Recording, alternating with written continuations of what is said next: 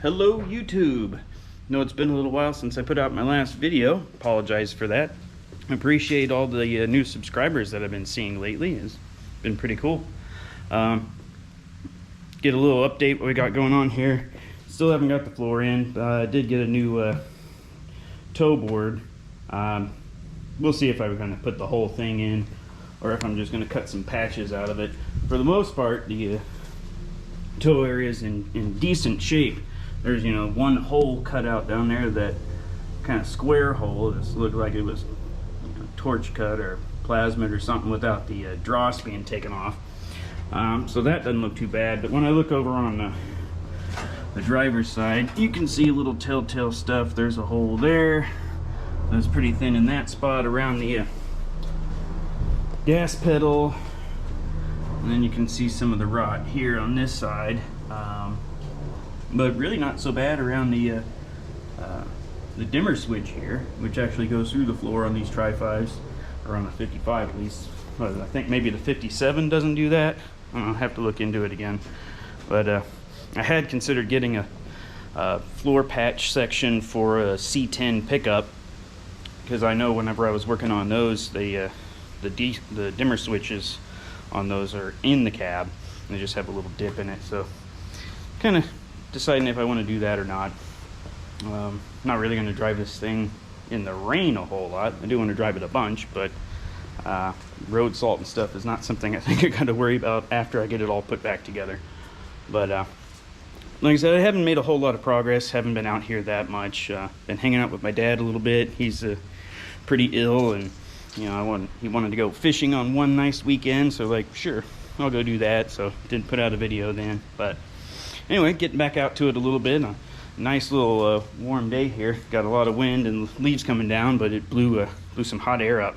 Feels pretty good. It was in the low 40s overnight, and only upper 50s, maybe low 60s in the daytime, which I like when I'm doing some heavy work. You know, you don't overheat, but it's just, with everything going on, it was cool. I was like, I'll put it off a little bit, but definitely ready to get back to it again. So looking at this pillar, last time I'd left off, I had smoothed off this side, metal finish that, so it's in pretty good shape. Still need to kind of touch up a little bit of weld here and here on these this flange for the cowl, and smooth that off. But this side, this is the door jamb switch hole. You know, turn on your courtesy light and dome light and all that. But right along that, the weld had kind of pulled together. So let's see if I can get this camera set up here. When I welded the seam, the weld pulled inside, where on the other face it had kind of popped out just a little bit. So on the inside, I needed to get a dolly on the outside and hammer on the inside there, which is difficult in this particular spot. The floor vent, let's see if I can get some light. There we go. This metal surround for the floor vent was preventing me from being able to get in there and get a good hammer swing to the back side. So without being able to bump that thing out, I was having a struggle of a time. I did try and use the stud welder and pull it, and I could get a nice stud bonded on there because I could really put the heat to it. This panel is a lot thicker than like a door panel or a quarter panel or something. You know, it's definitely a lot thicker metal. So you've really got to give it the beans to get it to move, like not be afraid to smack it.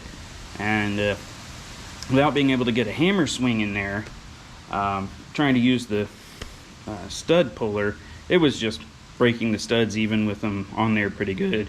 I tried tacking, instead of using the stud welder, I actually tried just welding one of these things directly to it with my wire welder, and then tried it again with the TIG, and it would break off and snap, kind of pinch halfway up the stud where the puller would grab onto it and break them off. It just was not moving. So I finally just broke down and put a little thin body filler on it, because it wasn't a very deep thing. Or, you do your best to try and do a metal finish job without having filler, but you get into diminishing returns. You can spend a lot of hours chasing one spot with I could be putting time in on another spot. So this will be smooth enough. It's inside that door area, so you're really not going to see it unless you're sitting down right before you close the door and look up in here, So I'm not opposed to using filler, and that's kind of the actual purpose of it, is not to sculpt, a rocker panel or something like that, which I've run into before, but more just a light, filler, a skim, just to like not make a surface, just enhance it, smooth it over, fill in a light bit. But yeah, I'd had the idea that maybe I could use my door skin hammer with that hook, kind of get around to get in there. But as you see, like, this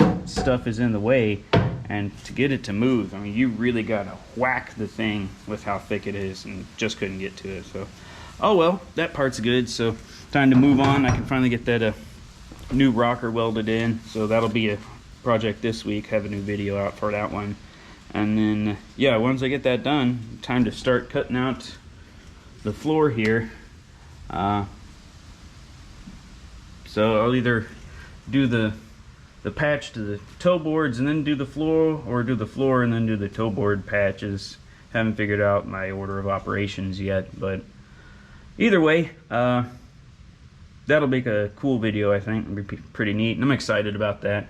Get the new floor in here, and then I can make my seat tracks to mount those bucket seats that I've got in here. I'm gonna make a nice little cup holder thing in between there too, if I can, because I like to have a coffee on my way to work and don't want to spill it around everywhere. Trying to hold it between my legs, that would be unfortunate. But anyway, not a whole lot of updates on this car. I do have an update on my truck, so I haven't shown that one on the channel yet. I figured I might as well. I'm trying to get that put together enough just to get some of those parts out of the way. If you saw in the other garage, you could see the hood and the doors and everything. So here is my 85. It was a short fleet side when I got it, but it had been kind of hot rodded, or a show card more like.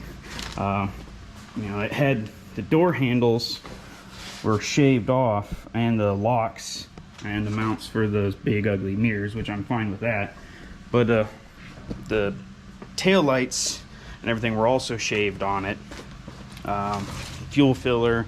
It had a lot of stuff done to the bed, but I didn't want to put like Corvette tail lights in a roll pan. I just wasn't feeling it, so I sold the bed off of it to a guy who was doing a long bed to short bed conversion and just needed a bed. And I ordered up and got a new step side because I think they're pretty sweet. I had this in the other garage when I first got the car, but moved it over here just for storage. And then I found a new pair of reproduction doors. That way I can get an external door handle, because I put the solenoids in the doors for the poppers for the smoothed off doors, but I really don't want to have to rely on the solenoids to get in the truck. I was having trouble with the springs not pushing the door out.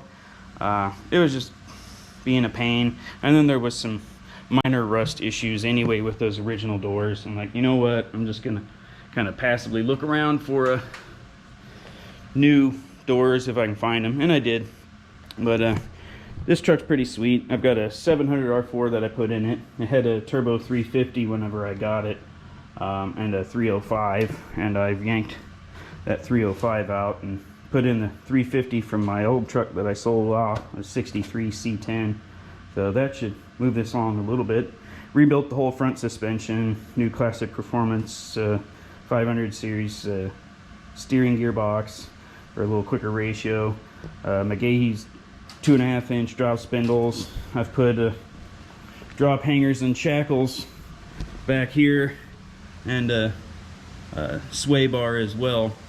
So got the rear dropped 4 inches, and the front dropped 2.5 or so. So it'll sit pretty nice and low. It's not a high performance cam or anything in this motor. It's just a stock Goodwrench replacement, like crate motor with really mild tame specs that I had in the other truck. But this one's going to be more of a cruiser, just, you know, run and grab parts and stuff for the car and all. And then yeah, I got the motor for the 55 under here, a new 454 crate motor. So it was going in the truck until I found that 55, and I'm like, changing plans, going in the other one.